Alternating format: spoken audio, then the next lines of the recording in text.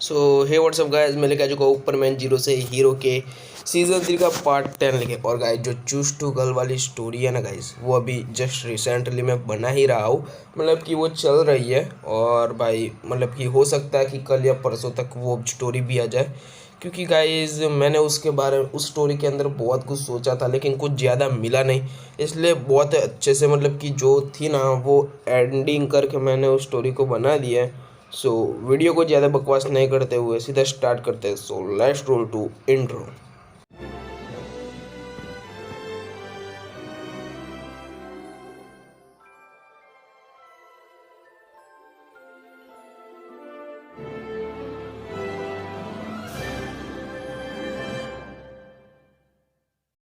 सो guys हम देखते हैं कि जो जेके होता है वो मिस्सो की तरफ देख के मुस्कुरा रहा होता है, लेकिन मिस्सो को कोई फ़र्क ही नहीं पड़ रहा होता है। वो बिल्कुल ऐसे ही खड़ा होता है जैसे इन सब से उसको कोई फ़र्क ही नहीं पड़ रहा होता है।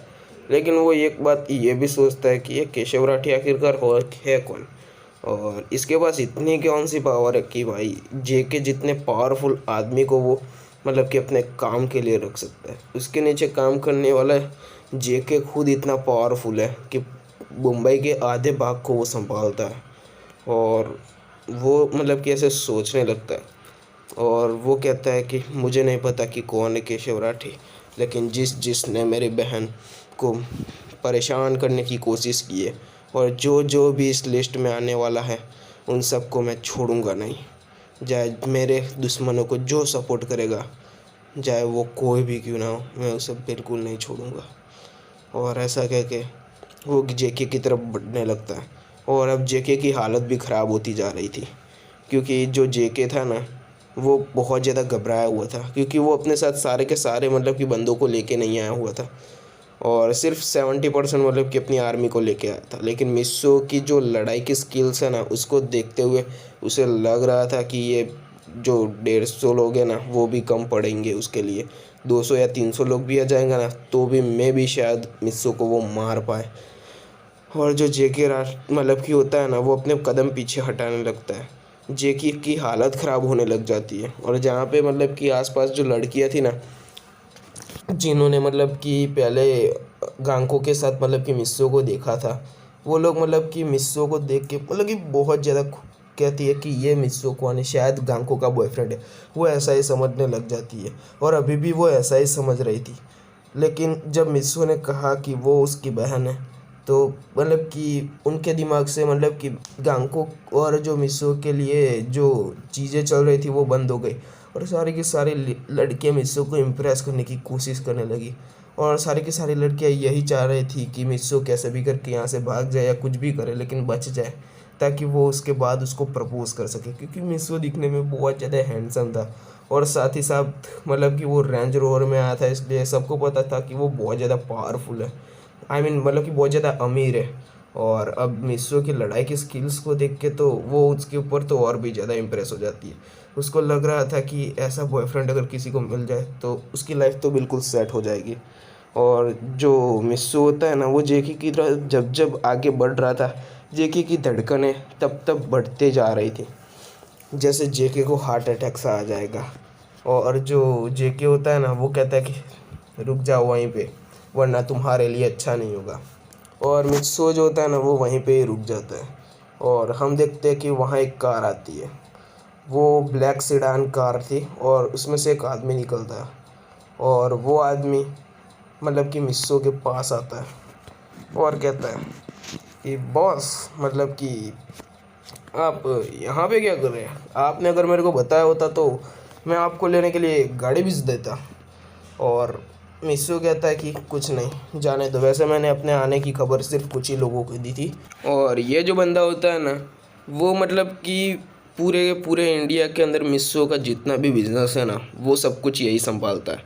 और इसके बारे में भी ज़्यादातर लोगों को कुछ भी नहीं पता है, क्योंकि ये हमेशा हाइड रहना पसंद करता है, मतलब कि किसी के सामने आने की कोशिश नहीं करता है। और मिस्सो को यहाँ पे आने की बात सिर्फ और सिर्फ मिस्सो के जो इंडिया में जो सेक्रेटरी है ना उससे पता चली थी। क्योंकि मिस्सो मतलब कि इतना मतलब कि पावरफुल मतलब कि इतना ज़्यादा बड़ा बिजनेस है ना उसका, जिसके कारण भाई उसका अगर देखा जाए ना तो मतलब कि एक सेक्रेटरी उसका मतलब कि सारा काम संभाल नहीं सकता है।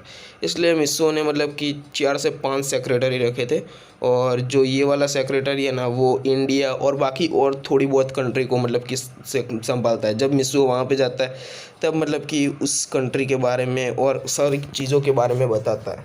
और जो मिस्सो का ये सेक्रेटरी होता है ना, वो मतलब कि इसी कंट्री के मतलब कि बिजनेस और बाकी की सारी चीज़ों पे ध्यान देता है। और मिस्सो का एक खुद का पर्सनल मतलब कि सेक्रेटरी भी था, जो मतलब कि पर्सनली मतलब कि सब कुछ मिस्सो का मतलब कि देखता है और संभालता है। और उस जो पर्सनल सेक्रेटरी होता है ना, उसको तो भाई बहुत ज़्यादा मेहनत करके मतलब कि मिस्सो ने बनाया था। और जो बाकी के ये 4 से 5 जो मतलब कि सेक्रेटरी होते हैं ना, असल में वो सेक्रेटरी नहीं होते, वो एक असिस्टेंट होते हैं जो मिस्सो को सारे अपडेट देते रहते हैं। और उसी से मतलब कि मिस्सो को उस बंदे को पता चला था कि मिस्सो यहाँ पे आया है, और वो अपने 2 बंदों के साथ मतलब कि मिस्सो से मिलने के लिए आया था। असल में वो 2 बंदे ही इतने ख़तरनाक थे। असल में वो दिखने में बहुत नॉर्मल से बंदे लग रहे थे, लेकिन इतने ख़तरनाक थे ना कि वो अकेले ही मतलब कि 300-400 लोगों को अकेले ही टपका सकते थे।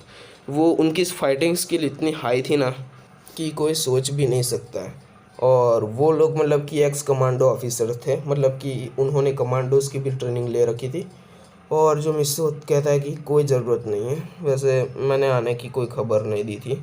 और जो गांको होती है ना, वो तो अभी भी कन्फ्यूज़न में थी कि उसका भाई है तो है कौन, ये आदमी कौन है जो सीधा निकाल लेके आया और मिस्सो को सर कह रहा है। मिस्सो तो भाई अमेरिका में किसी कंपनी में जॉब करता था ना, तो ये लोग उसको सर क्यों बोल रहे हैं।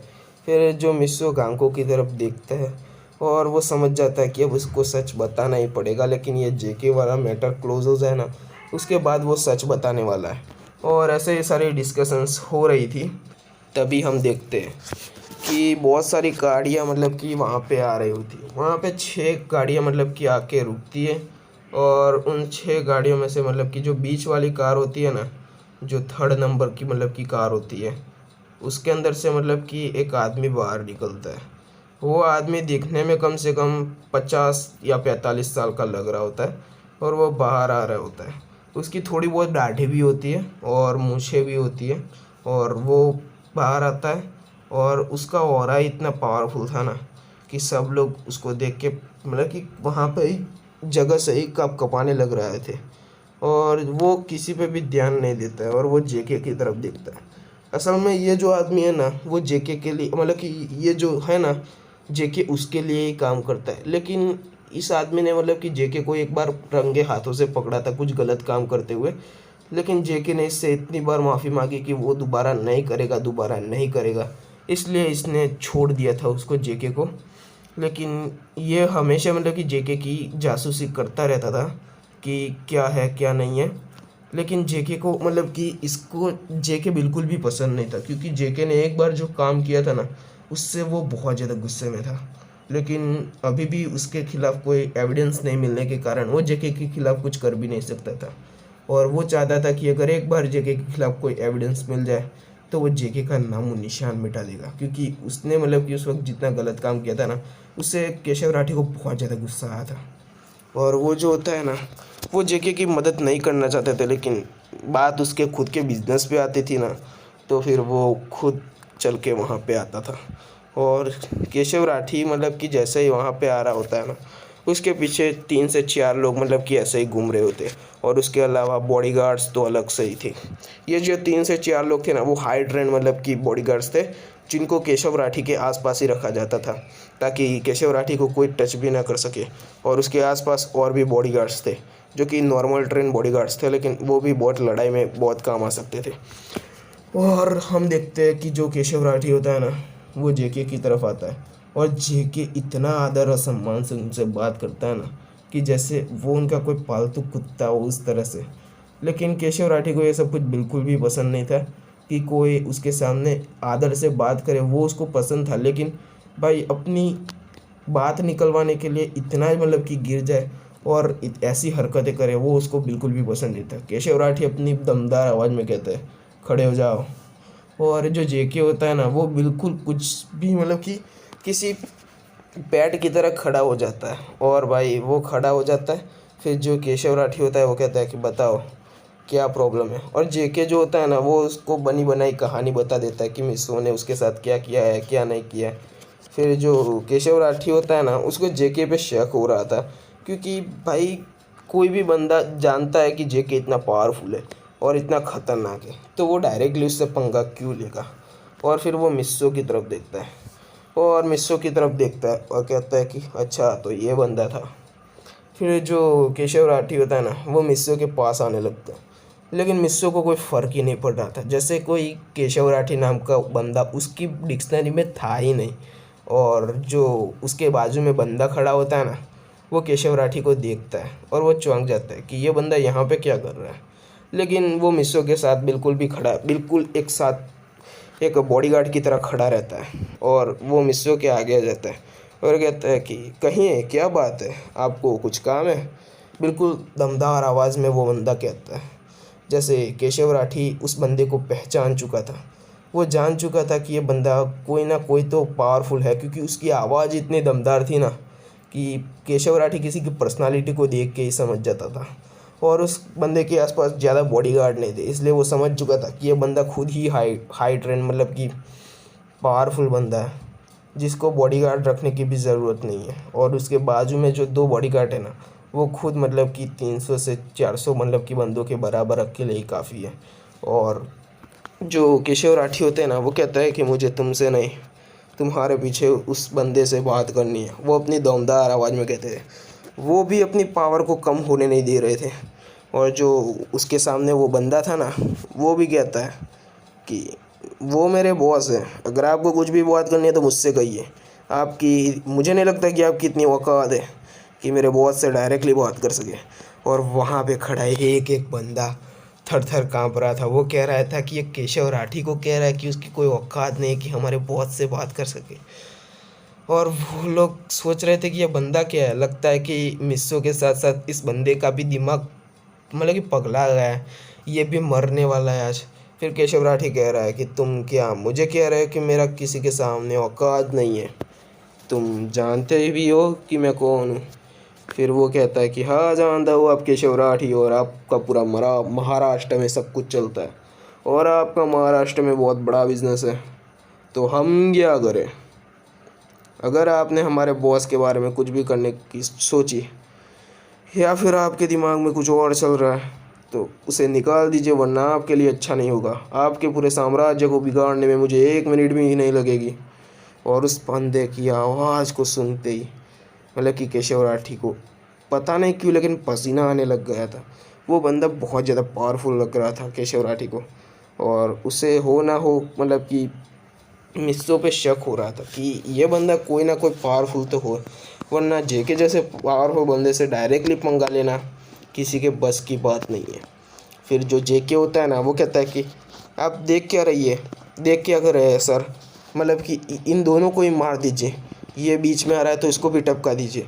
फिर जो केशव राठी होता है ना वो जेके की तरफ देखते हैं और वो चुप हो जाता है और वो कहते हैं कि पता नहीं मैंने किस बेवकूफ़ को रख के गलती कर दी है। ये तो भाई पूरा पागल है, किसी को देख के पहचान भी नहीं पा रहा है, सिर्फ अपनी पावर और पैसों के घमंड में ही चूर है। किसी को देख के ये भी नहीं समझ पा रहा है कि उसके सामने खड़ा इंसान हो सकता है उससे भी पावरफुल हो, या हो सकता है वो उसको मतलब कि उसको उससे मिटाने में भी चुटकी भर का समय लगे। लेकिन ये तो सिर्फ अपनी ही पावर को देखते जा रहा है, उसे ये नहीं लग रहा है कि सामने वाले का बैकग्राउंड एक बार चेक कर लिया जाए। और जो जे केशव राठी होते हैं ना वो कहता है कि ठीक है कोई ना, चलो अब तुम्हारी बात है तो हम क्या ही कर सकते हैं, हम कुछ नहीं कर सकते।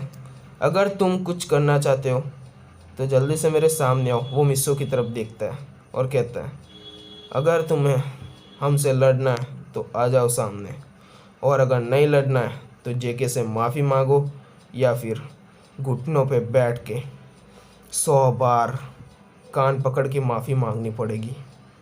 फिर जो जेके मतलब कि मिस होता है ना वो कहता है कि लड़ाई करने की बात है तो वो तो मैं आराम से आपको निपटा सकता हूँ, और जहाँ तक जेके से माफ़ी मांगने की बात है तो उसको मुझसे माफ़ी मांगनी चाहिए, ना कि मुझे उससे। और वो कहता है कि और जो बात है 100 बार घुटनों पे बैठ के माफ़ी मंगवाओगे तुम, तो वो तो तुम्हारी औकात नहीं है। वो केशव राठी के सामने ऐसा ही कह देता है। और जो कांकू होती है ना, वो उसके पास आती है और उसका हाथ पकड़ती है और कहती है कि भाई चुप हो जाओ, मेरी वजह से पता नहीं आज इतना बड़ा बखेड़ा खड़ा हो गया। और जो मिस्सो होता है ना, वो कहता है कि तू चिंता मत कर, तुझे परेशान करने वाला जो जो इंसान है ना, वो आज इस दुनिया से जाके ही रहेगा, चाहे कुछ भी हो जाए। और जो मिस्सो होता है ना, वो दमदार आवाज़ में जे केशव राठी को कहता है, बताइए आप क्या कहना चाहते हैं। और केशव राठी हंसने लग जाता है। और अब केशव राठी अपने पुराने वाले अवतार में आ रहा था। और जो केशव राठी के पुराने वाले अवतार को देख के सब लोग थर थर काँप रहे थे, क्योंकि केशव राठी सिर्फ अच्छे काम ही नहीं करता है बल्कि खूंखार भी है।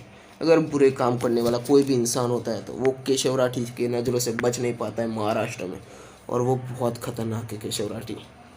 अगर पुलिस और गवर्नमेंट के बाद अगर किसी की चलती है तो वो सिर्फ केशव राठी की है। और लोगों के दिल में मतलब कि उसके लिए इज्जत भी है और थोड़ा बहुत खौफ भी है, लेकिन इज्जत बहुत ज़्यादा है केशव राठी की।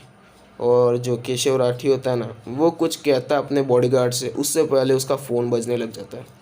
और जैसे ही फ़ोन बजता है वहाँ से कॉल आती है। और जैसे ही वो कॉल उठाता है तो वहाँ से आवाज़ आती है कि हेलो, तुम कहाँ पे हो। और जेके जैसे उस बंदे की बात सुनता है, उसकी की पूरी पैंट गीली होने लग जाती है। और वो कहता है कि सर आरके, आपने हमें कॉल किया, बताइए क्या मतलब कि कुछ प्रॉब्लम हो गई।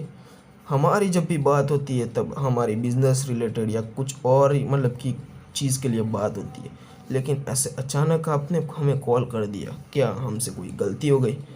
असल में आर के पूरे इंडिया का ही नहीं बल्कि आसपास के बहुत सारे मतलब कि कंट्रियों को बिजनेस संभालता है। वो असल में राका का मतलब कि सेक्रेटरी है। वो राका की हर एक चीज़ के बारे में जानता है और हर एक बिज़नेस के बारे में उसको अपडेट देता है। वो मतलब कि राका का बहुत ही ज़्यादा वफादार बंदा है।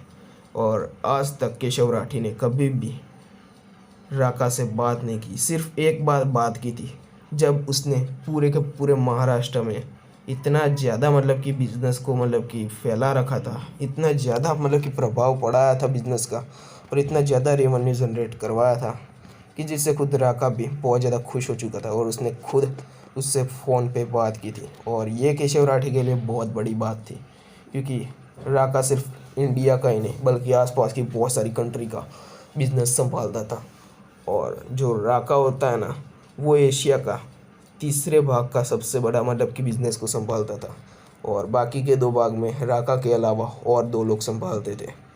और बात की जाए इंडिया की, तो केशव राठी के अलावा और 4 लोग थे, मतलब कि कुल मिला के 5 लोग पूरे इंडिया को संभालते थे।